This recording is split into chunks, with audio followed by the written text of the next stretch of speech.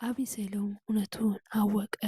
መላ ድራማ። ሰላም ጤና ይስጥልኝ ውድና የተከበራችሁ የብርሃን ቱብ ተከታታዮች እንደምን ቆያችሁ? ሁሉ ሰላም፣ ሁሉ ደህና፣ እግዚአብሔር ይመስገን። እኔ ጋር ሰላም ነኝ። ሰላማችሁ የበዛ የተትረፈረፈ ይሁን እያልኩኝ መላ ድራማ ምዕራፍ 19 ላይ የተመለከትናቸውን አብረን የምንዳስሰው ይሆናል።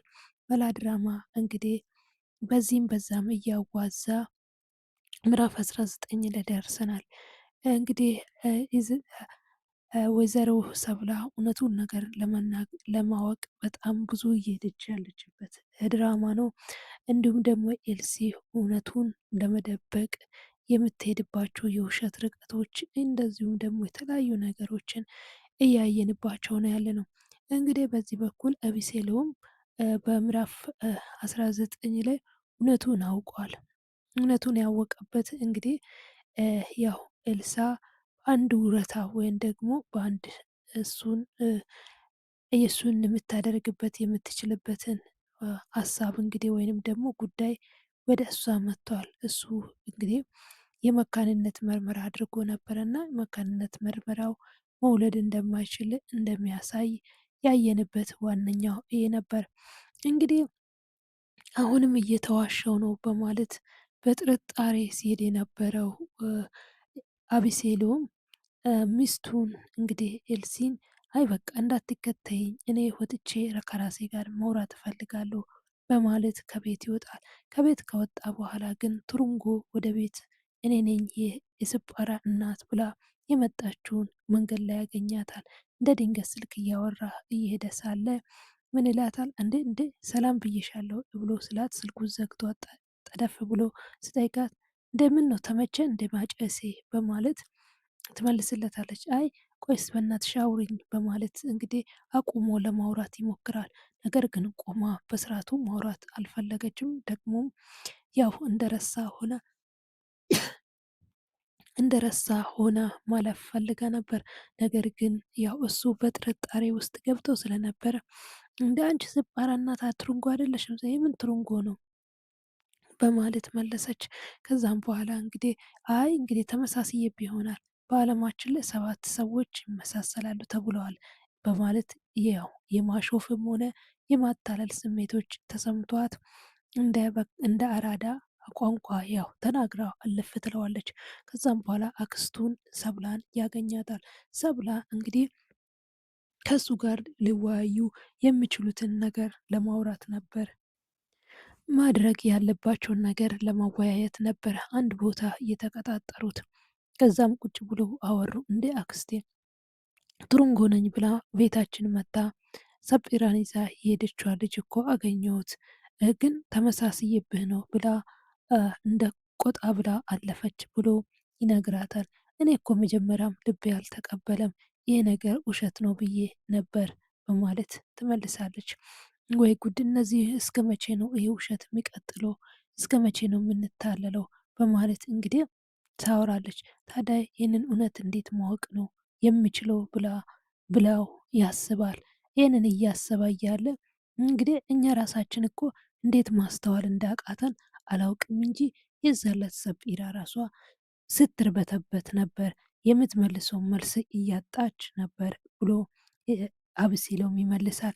አክስትየውም ቀበል ብላ እኔም በዛውን ሰዓት ልቤ እኮ አልተቀበላትም ብላ ታወራዋለች። ይህንም ብሎ እንግዲህ እዚህ ጋር እንዳበቁ ወደ ቤት ይሄዳሉ። ወደ ቤት ሲሄዱ እንግዲህ አሁን ላይ ወይንሸት ከዚህ ሀሳብ አፈንግጣለች።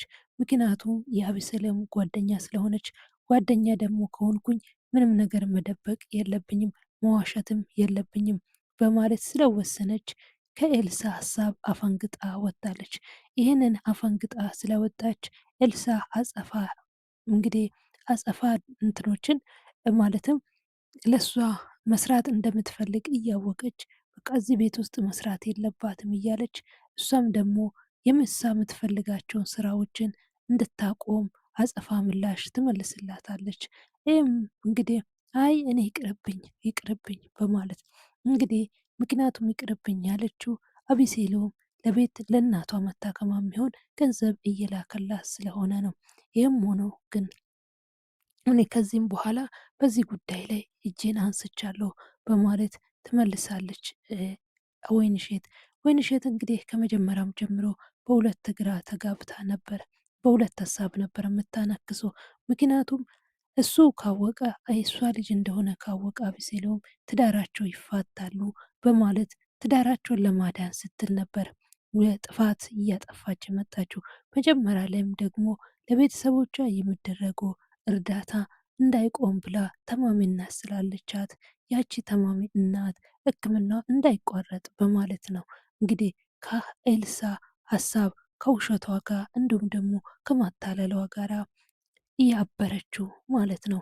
አሁን ላይ ማቲ እንግዲህ ሰጲራን ፍለጋ ወደ ቤት ተመልሶ መጣ። ወደ ቤት ስመጣ ሰጲራ ለቤት ሊያገኛት አልቻለም። ከዛ ወይንሸትን አንቆ አምጪ እንጂ ልጄን፣ አንቺ አይደለሽም እንደ ልጄን የወሰድሽው በማለት እሷን አስጨንቆ ይዛታል። ይህንን ባለ ጊዜ ይህንን ጣልቃ አቢሴሎም ይመጣል። አቢሴሎም ሲመጣ እንዴት ደፍረኝ ቤቴ ድረስ መጥተ ትመጣለህ ካንተ በማለት ይጠይቃል። ይህንን እየጠየቀ ያለ እንግዲህ ልጄን አምጡ፣ እኔ የሰጳራ አባት ነኝ፣ እኔ አላገትኳትም በማለት እንግዲህ ይመልሳል። እንዴ አንተ አግታት አይደለ እንዴ ሲል አይ እኔ አላገትኳትም፣ እኔ አባቷ ነኝ፣ አብሬያት ነው ኑር እንጂ ያልኩት አላገትኩም በማለት መልስ ይመልሳል። ይህን ጊዜ በል እንግዲህ አሁን ቀጥ ብለህ ከዚህ ቤት ውስጥ ውጣ በማለት ይናገራል። ይህን ስናገር እንዴት እንደዚህ ትናገረኛለህ በማለት እንግዲህ ኤልሳን ለመምታት ሲሞክር እሷን ለማገላገል ወደ እሷ ሲጠጋ አቤሴሎንም በቦክስ ይመተዋል። ሁለቱንም በቦክስ መቷቸው። ከዛም በኋላ እንግዲህ ቤቱን ጥሎ ይሄዳል። ቤቱን ጥሎ ከወጣ በኋላ ወደ ኤልሲ ይደውላል። ኤልሲ በተደጋጋሚ ስልክ ስደውልላት ማንሳት አልቻለችም። ምክንያቱም የአቤሴሎምን መካንነት ሰምታ ስለነበር ለሱ መላ እየፈለገች ነበር። ይህ ነገር ግን መካንነቱም ከዶክተሩ ጋር ተማክሮ እንጂ የእውነት አይመስለኝም። ቀጣዩ ምዕራፍ 20 ላይ ደግሞ የሚፈጠሩ ችግሮችን እንግዲህ የምንመለከተው የሚሆነው ማለት ነው። እንግዲህ ማቲም ትልቅ መርዶ ሰምቷል። አሁን ላይ በበቀል ተነሳስቷል። ምክንያቱም ልጄን አምጪ ከልጄ ጋር መኖር እፈልጋለሁ ብላ ስጠይቃት አይ ልጄንማ አልሰጥህም ትለዋለች። ምክንያቱም አንተ የእሷ አባት አይደለህም፣ ስለዚህ አንተ ከልጄ ጋር ራቅ ብላ ትለዋለች። ይህም በማለት እንግዲህ ለ7 እና 8 ዓመታት ሲያሳድጋት የነበረው ሲፓራ ወጪ ሲያወጣባት የነበረችው ልጅ የእሱ ልጅ እንዳልሆነች ይረዳል ማለት ነው። እውነት ነው ወይስ ከማቲ ለመሸሽ ፈልጋ ነው ኤልሲን ሀሳብ ያመጣችው? ይህንንም በክፍል 19 ላይ ምንመለከተው ይሆናል። እንግዲህ ይህንን የሰማ ማቲ አሁን ላይ በበቀል ተሞልቷል። አንቺም ደስተኛ ሆነሽ አትኖርም፣ ቤተሰቦችሽንም እጨርሳለሁ እያለ እየዛተባት ነበረ ማለት ነው።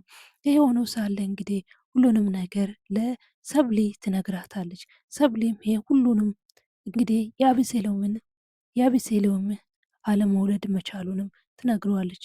ይህም በነገረች ጊዜ ኤልሲና ሰብሊ ይስማማሉ። ማለትም በዛ በውሸት እንዲቀጥል ምንም አይነት ነገር እሱ እንዳይሰማ በማለት እንግዲህ ይስማማሉ። ይህንን ተስማምተው ሳለ እንግዲህ እንደ አጋጣሚ እሷም የሰጲራ አያት ጋ ሄዳ የእነሱን ጉዳይ ለማጣራት ነበረ ወደዛ ሄደችው። እንግዲህ ኤልሲ ይህንን ጉዳይ መካንነቱን እየተጠቀመችበት ያለችው ክትትል እንዳያደርጉባት ወይም ደግሞ ልጇ ከእሷ ጋር እንድታድግ ከመፈለጓ የተነሳ ይመስለኛል። ምክንያቱም እሷ አሁን ላይ ለምንድን ነው ዶክተሩስ ባልና ሚስት እንኳን ቢሆንም ሁለቱ ከሆነ ተመካክሮ ናሙናውን የሰጡት ሁለቱም ነበር መስማት ያለባቸው። አንዱ ወገን ሰምቶ ሌላኛው ወገን ግን አለመስማት ስለማይቻል ይሄ እሷ እየተጠቀመችበት ያለው ስልት ነው ብዬ ነው በራሴ የምወስደው። የእናንተስ ምን ትላላችሁ? እንግዲህ አቤሴሎም አደጋ ላይ ወድቋል። እንዳልኳችሁ አሁን ላይ ማቲ ሁላችሁንም እጨርሳችኋለሁ ብሎ ዝቶባቸዋል። ይህንን ዝቶባቸው እያለ እንግዲህ ማቲን እውነቱን ነገር ሰጲራ የኤልሳ ልጅ እንደሆነች ባወቀ ጊዜ አቤሴሎም ከወይንሸት ጋር አውርቶ ልጇ ነች በማለት ነግረዋለች። ይህንን ከነገረች በኋላ እኔ ምንም ነገር እንዳልሰማው ቢሆኜ ነው የምኖረው፣ ኧረ ጋሼ ይሄ ነገር ከባድ ነው ብላ ስትነግር አይ ከባድ አይደለም ምንም አይነት ነገር እንዳትናገሪ በማለት እንግዲህ ያስጠነቅቃታል። አስጠንቅቋት በራሱ መንገድ እውነቱን ልደርስበት ይገባኛል፣ ይህንን ያደረገችው የደበቀችኝ የሆነ ምክንያት ቢኖራት ነው ብሎ እንግዲህ ዞር ብሎ ራሱን አረጋግቶ ለማቲ ደውሎ ላገኝ እፈልጋለሁ፣ የኤልሳን የኋላ ታሪኳን መስማት እፈልጋለሁ ብሎ በሰላማዊ መንገድ ይቀጥረዋል። እንግዲህ አንተ ራስህ በገዛ እጄ ወደ መረቤ ገብተሃል በማለት ማቲም ደውሎ ለምንድን ነው የምትመጣው ምናምን ስል ላወራህ ብቻ ፈልጌ ነው ብሎ ይለዋል። እንግዲህ ሩም ይዞ የነበረበት ክፍል እሱን ማለትም እሱ የነበረበትን ስፍራ ይልክለታል ሎኬሽን